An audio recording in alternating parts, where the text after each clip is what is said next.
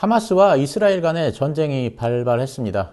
우선 이번 전쟁으로 그 희생되신 분들의 명복을 빌면서 전쟁이 가능한 빨리 종식되기를 기원합니다. 그리고 더 이상 희생자가 나오지 않기를 기원합니다. 전쟁이 발생한 일요일 오후에 그 커뮤니티 게시판에 제 의견을 올려드렸습니다. 전쟁 때문에 자산시장이 어떻게 될지 불안해 하시는 분들이 계실 것 같아서 일단 급한 대로 게시판에 글을 올려드렸는데 오늘은 그때 올렸던 글에다가 약간 보충해서 설명을 드리겠습니다. 첫째, 연준이 계속 금리를 올리는 바람에 골치 아픈 상황이 계속되고 있습니다. 그런데 혹시라도 전쟁이 나면 유가가 크게 오를 것이고 그러면 인플레이션이 발생할 것이고 그러면 인플레이션을 잡기 위해서 연준이 또 금리를 올리는 거 아닌가 하는 걱정을 하시는 분들이 계셨을 것입니다. 인플레이션에는 크게 그 디맨드 풀 인플레이션하고 코스트 푸시 인플레이션이 있습니다. 디맨드 풀 인플레이션은 경제학자들이 이렇게 묘사합니다. 너무 많은 화폐가 한정된 물건을 쫓아다녀서 발생한 인플레이션이라고 묘사합니다. 그러니까 물건을 사고자 하는 사람은 많은데 정작 팔 물건은 그보다 적어서 나타나는 현상입니다. 예를 들면 사람들이 주식 투자를 해서 모두 다 돈을 벌었습니다. 그래서 이것저것 흥청망청 물건을 많이 사들입니다. 그래서 물가가 오르면 이것은 디맨드 풀 인플레이션입니다. 그러니까 수요의 증가로 인해 지속적인 물가 상승이 나타나는 현상을 말합니다. 이럴 경우에는 연준에서 금리를 올려서 인플레이션을 잡습니다.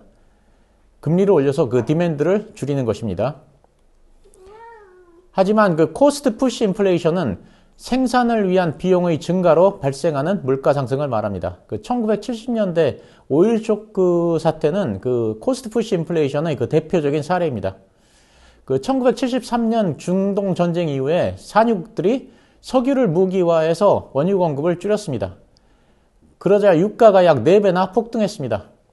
이때는 제가 아주 어렸을 때인데 그 당시에는 모두 다 공중 목욕탕을 이용했습니다. 근데 기름을 구할 수가 없어서 공중 목욕탕이 문을 닫았던 기억이 있습니다. 저는 SK 이노베이션 원유 트레이딩 팀에서 근무를 했었는데 그 당시 선배들 얘기를 들어보면 그 당시는 그 회사 이름이 SK 이노베이션이 아니고 유공이었습니다. 근데 이 유공 사장님이 중동으로 직접 날아가서 기름 좀 달라고 사정했다고 합니다. 사실 산유국에서는 잘 만나주지도 않았는데 죽치고 앉아있으면 마지못해서 만나줬다고 합니다. 그러다가 선심 쓰듯이 산유국에서 기름을 주겠다고 하면 약속을 받자마자 본사로 텔렉스를 보냈고 본사에서는 그 텔렉스를 받고 환호하고 그랬었다고 합니다. 그 당시 오일 쇼크의 영향으로 3.5%였던 우리나라의 물가 상승률은 24.3%로 급격히 상승한 바 있습니다.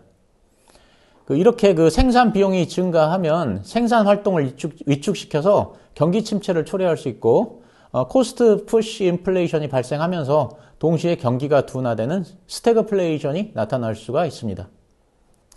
이번 전쟁으로 원유값이 인상돼서 인플레이션이 발생된다면 이건 전형적인 코스트 푸시 인플레이션입니다. 이럴 때는 오히려 금리를 낮춰야 합니다. 금리를 낮추지 못한다면 최소한 금리를 올리지는 말고 유지를 해야 합니다. 그래서 제가 연준은 금리를 올리지 못할 것이고 만약 전쟁이 심해진다면 오히려 금리를 내려야 한다는 말씀을 드렸습니다. 정리를 하자면 전쟁 발발 전까지만 해도 연준이 연내에 금리를 추가로 인상할 가능성이 대두되면서 증시가 9월 말에 크게 하락을 했습니다. 하지만 전쟁이 발생하면서 연준이 금리를 인상할 가능성은 줄어들었습니다. 더구나 전쟁이 얼마나 확산될지도 현재는 매우 불확실한 상황입니다. 이렇게 불확실성이 올라가는 상황에서는 금리를 올리는 건 더욱더 안 됩니다. 둘째, 제가 미 국채 10년물 금리를 계속 봐야 한다는 말씀을 드렸습니다. FOMC 이후로 연준이 생각보다 높은 금리를 오랫동안 유지할 것이란 그런 우려 때문에 9월 말에 증시가 크게 하락을 했습니다. 미국 채권 금리는 크게 상승을 했습니다. 내년에 금리를 4번 내릴 것으로 예상을 했는데 점도표상 2번만 내릴 수 있다는 것입니다. 더구나 만약 금년이 가기 전에 금리를 한 번 더 올린다면 내년에 금리를 2번 내리더라도 사실상 한 번만 내리는 것과 마찬가지인데 이러한 생각 때문에 주가는 하락하고 채권 금리는 상승을 했습니다.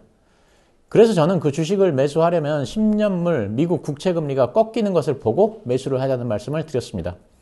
국채금리가 계속 상승하면 주가 상승은 어렵다고 생각했기 때문입니다. 그런데 그 10년물 국채금리는 연준과는 관계없이 시장에서 플레이어들이 결정하는 것입니다. 제가 앞에서 연준은 금리를 올리지 못할 것이라고 했는데 그건 기준금리고 국채금리는 또 다릅니다. 자본시장에서는 불확실성이 증대되면 금리가 상승합니다. 그런 면에서 보면 미국채 10년물 금리가 상승할 수 있습니다.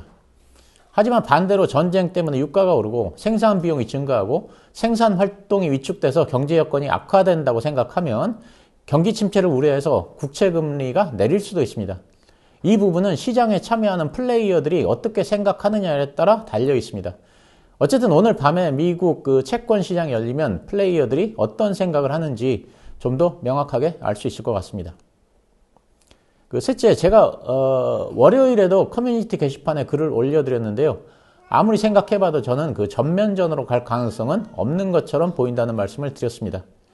전면전으로 가면 사실상 그 방어 수단이 없는 그 팔레스타인의 무고한 그 민간인들의 희생이 엄청나게 늘어날 수 있는데 그러면 이스라엘을 향한 국제사회의 비난이 커질 수밖에 없습니다. 미국의 입장도 마찬가지입니다.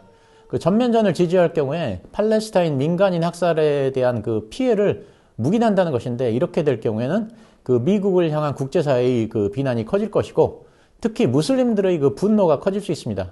그래서 자칫하다가는 하마스 대 이스라엘의 그런 대결 구도가 아니라 미국과 전 세계 무슬림들 간의 대결 구도가 형성될 수가 있습니다. 이런 건 미국의 입장에서도 굉장히 부담스러운 거 아닌가 이런 생각을 했습니다. 만약 이란이라도 참전을 하면 모르겠는데 현재 이란의 사정을 보면 그럴 가능성은 없어 보입니다. 그래서 더더욱 전면전의 가능성은 낮다고 생각합니다. 근데 저는 국제 정세에 대해서는 그 모르는 부분이 많으니까 이런 부분은 그쪽 분야 의견을 전문가들의 의견을 들어보시고요. 저는 그냥 제 의견을 말씀드렸습니다. 어젯밤에 미국 증시가 상승을 한 것도 결국 플레이어들도 이와 같은 그 비슷한 생각을 한 것이 아닌가 싶습니다. 그러니까 전면전으로 갈 가능성은 낮은데 금리는 안정될 것이고 그러면 주식시장에는 나쁠 것이 없다고 생각한 듯 합니다. 정리를 해보겠습니다. 저는 이번 전쟁이 주식시장에 미치는 영향은 제한적일 것 같다. 이렇게 생각합니다. 그렇지만 전쟁 초기이기 때문에 예단을 하기는 너무 이릅니다. 아직은 어느 방향으로 튈지 예측을 하기에는 너무 이릅니다. 전쟁 때문에 미국 금리가 안정된 건 오히려 주식시장에는 좋은 면입니다만 우리는 미국과는 또 다릅니다. 환율이 급등할 수도 있고 그러면 외국인 자금이 빠져나갈 수도 있는 변수가 있습니다. 전쟁 위험이 부각되면서 외국인 자금이 빠져나갈 수도 있습니다. 결국 전쟁이 주식시장에 좋을 것은 하나도 없습니다. 주식시장이 가장 싫어하는 것이 불확실성인데 현재는 불확실성이 크게 증대한 상태입니다. 이런 면은 주식시장의 악재입니다. 심리적으로도 불안정한 상태가 계속되고 있습니다. 현재는 변수들이 너무 많은 것 같습니다. 참 괴로운 2023년의 가을입니다.